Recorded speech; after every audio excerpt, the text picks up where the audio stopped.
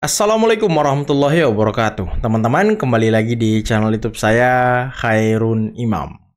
Gimana nih kabar kalian? Semoga kita semua selalu diberi kesehatan, kemudahan, dan juga limpahan rezeki dari Yang Maha Kuasa, teman-teman ya. Nah, di video kali ini kita akan melihat bagaimana kelakuan gerombolan pembenci Pak Jokowi yang selama ini mereka merasa paling negarawan, yang selama ini mereka merasa paling depan membela rakyat, yang selama ini mereka merasa paling depan membela aktivis, membela agama, membela ulama. Tapi kelakuannya berbanding terbalik, teman-teman. Ketika mereka melakukan konferensi pers bersama dengan gerombolan-gerombolan ya keledung ini, dan azan mulai terdengar, mereka malah ngeluh karena azannya lama. Ini kan konyol. Dan banyak dari netizen yang menonton serta menyaksikan video ini, mereka menduga bahwa gerombolan ini sedang merendahkan suara azan, teman-teman. Wah, ini sangat luar biasa sih. Nanti kita simak videonya. Selain itu, saya juga punya tayangan di mana Roy Suryo yang selama ini mengaku sebagai pakar telematika digital forensik, meneliti jasa Pak Jokowi, meneliti stempel foto Pak Jokowi yang katanya palsu dan segala macam, rekayasa. Sekarang dia dibungkam oleh salah satu pakar digital forensik Indonesia, yakni Bang Joshua Sinambela, yang juga menjadi saksi ahli dari Pak Jokowi kemarin ketika di Bareskrim Polri. Dan ternyata fakta mulai terungkap. Penelitian Roy Suryo memang selama ini adalah sampah, teman-teman. Nah, terakhir ada cerita pewayangan dari Bang Sujiwo Tejo. Bang atau Mbah? Mbah Sujiwo Tejo mengenai Gibran di 2030 yang sekarang sedang dijaga oleh sang raja. Apakah di 2030 Gibran akan menjadi pemimpin Indonesia? Nanti kita simak videonya. Karena ini ada di akhir, ya saya harap teman-teman nonton videonya sampai akhir. Nah, tanpa perlu berlama-lama lagi, mari kita mulai videonya berikut ini. Jelas betul itu pas fotonya ada di atas cap. Waduh. Karena ada foto itu nempel di atas cap. Kalau teman-teman nempel foto, difoto dulu atau dicap dulu? Foto dulu kan, pas fotonya tempel dulu baru dicap. Itu apa? Dulu. Cap dulu baru fotonya ditaruh di atas. Nggak usah beranya di sini. Kasat mata aja kelihatan, ya. Iya. Ya, kelihatan. Nah, jadi abal-abal lah yang mereka lakukan. Boleh kita katakan sampah lah penelitian yang mereka lakukan. Kenapa? Karena memang tidak menggunakan source yang benar. Boleh kita katakan sampah penelitian yang dilakukan Roy Suryo CS, Rismon, Tifa, yang selama ini mereka berkuar-kuar bahwa cap di ijazah Pak Jokowi itu berada di bawah foto. Padahal faktanya ini adalah sampling ijazah Pak Jokowi yang langsung di-scan oleh Joshua Sinambela. Dan bisa kita lihat, teman-teman, capnya itu ada di atas foto. Ini bisa membantah klaim Roy Suryo yang selama ini mengatakan bahwa cap ijazah Pak Jokowi di bawah foto. Emang konyol orang-orang ini, teman-teman. Aduh, penelitian abal-abal rupanya ya Roy Suryo CS ya. Ya. Nah, jelas kan kelihatan? Kami mengadakan pertemuan di suatu tempat yang sangat nyaman. Ada beberapa tokoh di sini. Di samping saya ini Mr. Khalid ya. Ada juga Mr. Medi, ada Puang Saidido, ada Brigjen Purnawiran Purnomo. Masih Brigjen kan? Ya. Nggak naik kan? Oh, karena ada juga yang naik soalnya. Ada Ibu Menu ya. Ada Kolonel Syam, Nur Syam, ada Maijen Sunarko. Apa ini? Pembela ulama palsu ketika dengar azan nggak langsung ke masjid, justru ngeluh azan nggak berhenti-henti. Sungguh ironis sekali. Nah, ada rencana untuk mengadakan demo besar-besaran pada Hari Pahlawan 10 November. Lengkapnya silakan perwakilan dari Banten yang berbicara dan mengimbau kepada seluruh rakyat Indonesia untuk menghadiri acara tersebut. Silakan. Ada nasi bungkus nggak? Yuk, assalamualaikum warahmatullahi wabarakatuh. Waalaikumsalam warahmatullahi wabarakatuh. Kepada seluruh, kayaknya harus dihentikan, nanti dikritik. Nanti aja. Iya. Hentikan, nanti dikritik kata Puang ya kan? Biasa, biarin posisi udah jangan berubah. Nanti ada ombak. Posisi azan dulu. Tapi panas. Nanti dikritik. dulu aja. Azannya. Iya, biar jangan. Ya nanti kedengar suara azan kok ngomong. Kita mau malaikat baru dipakai kayak orang Benua segini Bu.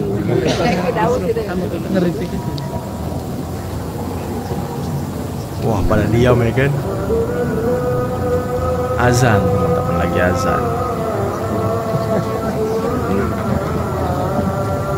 panas. Belum. Nah, cangkok. Oh, dari biji. Kopi dulu.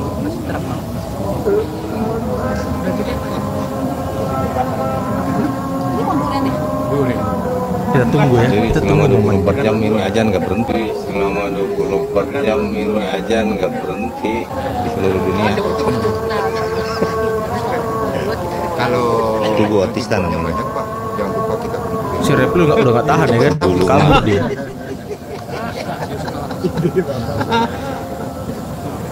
Ini saya itu tadi peka dia, katanya stop nanti nyari dikritik. makam nenek moyang mereka kan lebih bagus kali ya. Betul. Yang lebih bagus lagi mendingan mereka dimakamin, Bang. Itu bagus banget, Bang. Itu. Sudah top itu. Daripada dia kunjungin makam-makam nggak selesai-selesai, mendingan mereka dimakamin, Bang. Rismon survei kuburan tidak mau kalah sama Roy Suryo dan Tifa. Rismon telah menemukan pilihannya. Itu keren kan ada batu nisan Roy Suryo ya kan. Ntar pengikutnya pada jarah kan gitu.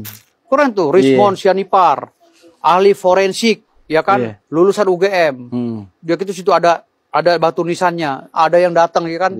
Ziarah gitu kan, orang-orang yang mama yang ompong-ompong gitu ya kan. Ini kuburan siapa ya? Yang FPI ya kali ya, yang meninggal waktu itu di tol. Yang 5 apa ya? 5 ya Laskar FPI yang meninggal waktu itu teman-teman. Kau adalah kenapa kau pergi duluan? Yang aku ikut dong kan. Habib Rizik. Harusnya gitu bikin batu nisan bagus Bang gitu. Kebebasan berpendapat yang menurut saya kebablasan dan isinya lebih kepada sumpah serapah, caci maki dan anti dengan kebaikan-kebaikan.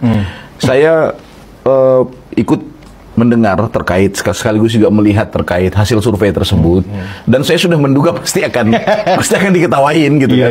Karena apapun yang kemudian muncul dari pemerintah dalam hal ini mungkin saya lebih menekankan Mas Gibrannya karena masih mungkin ada genetik dari bapaknya gitu.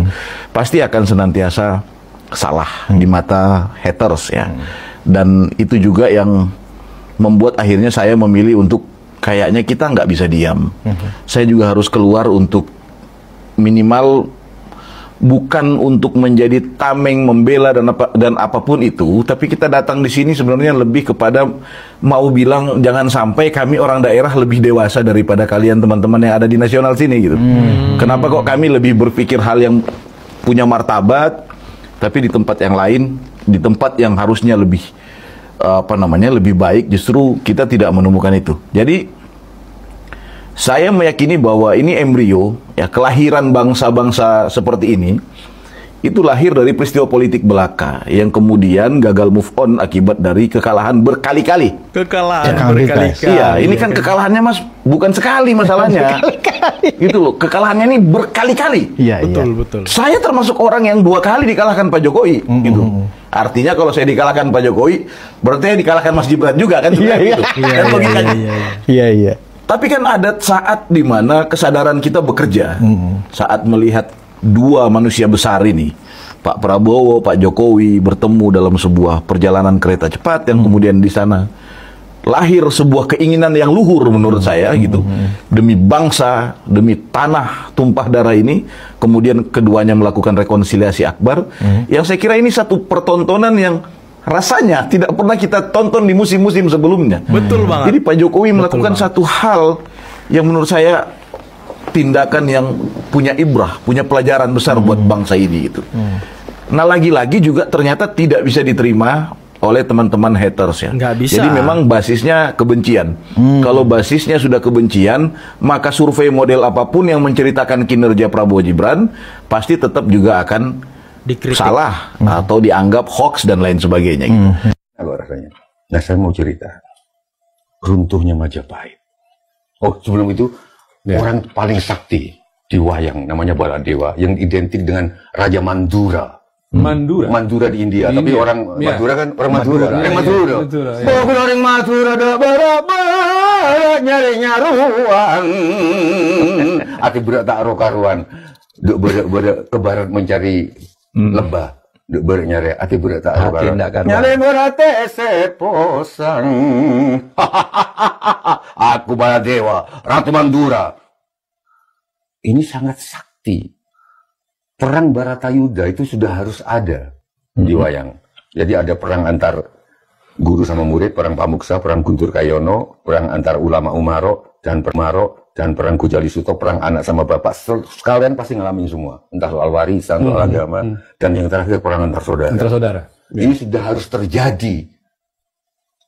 Nah, adiknya Krishna Titisan Wisnu ini. Krishna. Krishna. Dia ini Baladewa tadi ya? Ini Baladewa kakaknya. Dia harus menjamin terjadinya Baratayuda.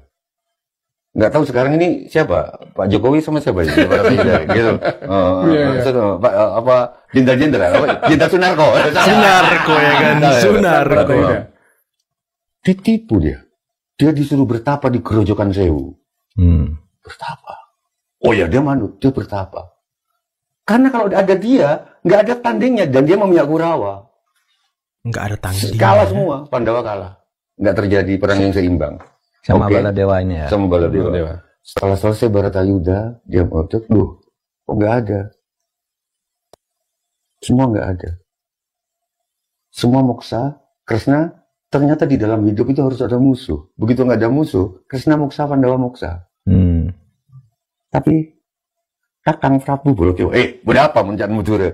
Dia balik sudah nggak ada semua. Dipesan, kakakku, tugas kamu adalah menjaga cucu Pandawa, Parikesit, untuk menjadi raja.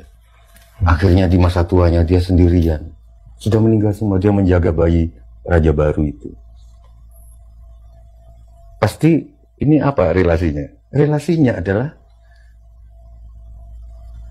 sirno ilang kertaning bumi. Itu Candra Senggala, Mas. Jadi orang Jawa itu menandai tahun dengan kata-kata. Terus nanti itu dibalik. Dari belakang, sirno itu nol, ilang itu nol, kerta itu 4, bumi itu 1. Jadi kalau dibalik 1400 Masehi. Kalau tahun Saka 1400 Saka, kalau tahun Masehi 1478 runtuhnya Majapahit. Artinya tahun 2030 runtuhnya Indonesia kalau menurut Pak Prabowo. Ya kan? Nakut-nakut. 2030. Iya kan dulu 2030. Iya. Enggak runtuh. Karena yang akan menjadi raja, jangan-jangan sirno ilang kertani bumi, ya kan? 1478. 1478, 7 dikurangi 4 itu 3. 3 dari yang pertama, anak pertama itu 1, yaitu 3 anak, anaknya Jokowi 3, nomor 1 bumi, Raka Buming. Ini agak-agak, tapi kalian harus mungkin pertama kali di dalam podcast ini. Ini mungkin pertama. Jadi, memang Gibran. Bisa saja. Karta, itu apa? Kartanegara. Tempat tinggalnya banyak, Pak Prabowo. Nah, jangan-jangan ketika semua udah nggak ada. Ya, runtuhnya Majapahit yang katanya 2030 itu. Sirno ilang kertaning bumi, sirno 0, ilang 0, kerta 4, bumi 1, 1400, tahun Saka. Menarik juga ya. Berarti 1478. Nah, 1478, 7 kurangi 3, 4, 3. Berarti Kaisang. Tapi yang nomor 1 bumi. Berarti jangan-jangan 2030. Gibran Raka Buming. Itu memang kita di podcast. Orang Madura ini yang menjaga Gibran. Begitu arahnya. Pak Mahfud ya kan. Pak Mahfud ya kan. Terima kasih. Terima kasih Mas Ejo. Matur. Waduh, menarik ya pewayangan dari Mbah Sujiwo Tejo. Dan ini sangat berbeda teman-teman. Pewayangan yang selalu dimainkan oleh Roy Suryo CS, yang isinya kebencian, yang isinya hanya menyinggung, menyindir Pak Jokowi dan keluarganya, menjelek-jelekan Pak Jokowi dan keluarganya dengan wayang. Ini Mbah Sujiwo Tejo luar biasa nih, walaupun mungkin ada banyak sarkas di dalam pewayangan tersebut, tapi penyampaiannya itu positif, penyampaiannya itu luar biasa teman-teman. Bisa kita terima dengan baik. Ya itulah mungkin ya perbedaan orang yang memang mendalami budaya, kebudayaan dengan orang yang hanya ya paham dan ngerti dikit-dikit kemudian dipertontonkan ke masyarakat. Nah, itulah perbedaannya teman-teman.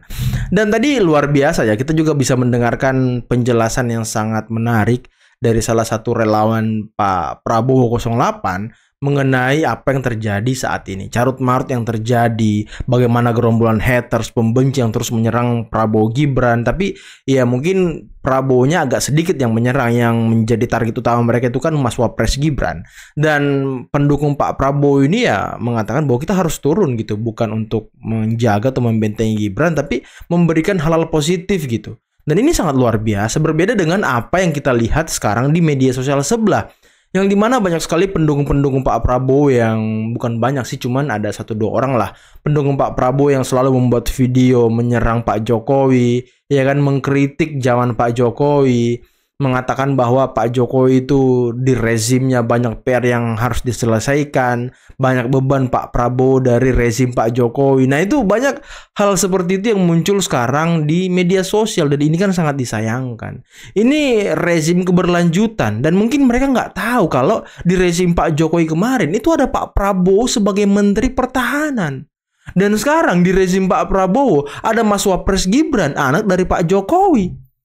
Nah ini kan mungkin mereka tidak sadar kalau kedua rezim ini, utamanya rezim Pak Jokowi di tahun 2019 sampai 2024, itu ya ada campur tangan Gerindra dan juga Pak Prabowo di situ. Dan Pak Prabowo tentu sudah tahu, paham seperti apa kinerja dari Pak Jokowi, karena beliau melihat langsung gitu, ada di dalam sistem, bukan di luar. Dan di pidato-pidato Pak Prabowo beberapa kali kita mendengarkan beliau selalu berterima kasih dan juga menghormati kinerja dan juga hasil-hasil yang dikerjakan oleh Pak Jokowi. Dan ini sangat luar biasa. Ya saya harap mereka, para pendukung Pak Prabowo, bisa mencontoh apa yang dilakukan oleh Pak Prabowo ini. Oke lah, mungkin memang ada oknum-oknum dari pendukung Pak Jokowi juga yang kemarin kebablasan menyerang Pak Prabowo, bahkan mau menjatuhkan Pak Prabowo. Tapi itu kan sudah clear bagi saya. Udah clear, udah selesai. Orangnya juga sudah kita lihat seperti apa sepak terjangnya, seperti apa track rekornya. Ya udah, kita cukup memberitahu ke masyarakat, ke netizen bahwa ya ada pendukung Pak Jokowi yang seperti ini. Tidak perlulah kita mendorong, menyeret-nyeret Pak Jokowi, mengkritik habis-habisan Pak Jokowi, bahkan mungkin bisa menjatuhkan harkat martabat Pak Jokowi dengan kritikan-kritikan yang tidak perlu gitu. Kita harus menjaga harmonisasi kedua pemimpin kita, Pak Jokowi dan juga Pak Prabowo. Ya kalau memang ada oknum-oknum yang dianggap tidak bisa menjaga keharmonisan, ya kita tendang gitu. Kita singkirkan orang itu tanpa harus menjatuhkan Pak Jokowi. Ini yang kita harapkan. Tentu ini yang kita inginkan. Ya sekarang terbalik, sekarang balas-balasan lah, apalah dan segala macam, merasa paling baik lah, merasa paling benar lah, merasa paling bekerja lah. Tidak ada yang sempurna di dunia ini, teman-teman. Tidak ada. Mau itu pemimpin siapapun, tidak ada yang sempurna. Pasti ada kejelekannya, pasti ada kurangnya. Tapi ya bagaimana kita berusaha untuk menutupi kekurangan itu dengan kinerja yang baik, kinerja yang positif. Ini yang kita inginkan. Dan bagaimana menurut kalian tentang gerombolan-gerombolan tadi yang diduga ya sedikit merendahkan azan, ya ngeluh lah dan segala macam. Ya saya ingin melihat pendapat kalian. Tapi kalau saya pribadi ya itu sepertinya cara kita menangkap saja, teman-teman. Mereka itu sebenarnya tidak ngeluh dengan suara azan, tapi menjelaskan bahwa suara azan ini tidak berhenti 24 jam di dunia. Jadi ya di berbagai tempat itu selalu ada azan. Jadi 24 jam memang azan itu tidak berhenti. Nah itu ya pesan yang ingin disampaikan. Dan mungkin ada sebagian kawan-kawan kita, saudara-saudara kita yang salah menangkap ucapan atau statement dari orang tersebut. Tapi ya tidak bisa dipungkiri banyak dari mereka yang mengeluh. Ya kok nggak diselesaikan aja dulu gitu ya kan, baru kita bubar, baru kita sholat. Tapi ya saya tadi sedikit agak peka gitu melihat kondisi ini. Ya stop dulu, ada azan, nanti kita dikritik, nanti kita diserang, nanti kita di framing. Ya dia sadar kalau itu bisa terjadi. Dan ya terbukti banyak saudara-saudara kita yang salah menangkap, teman-teman. Tapi ya itulah netizen, ya itulah media sosial. Bagaimana cara kita menangkap, bagaimana cara kita merespon, nah itu semua tercantum nanti di media sosial kita. Oke teman-teman, mungkin cukup sekian dulu video kali ini. Jangan lupa like, subscribe, dan share videonya. Akhir kata, billahi taufiq wal hidayah. Wassalamualaikum warahmatullahi wabarakatuh. Bye-bye.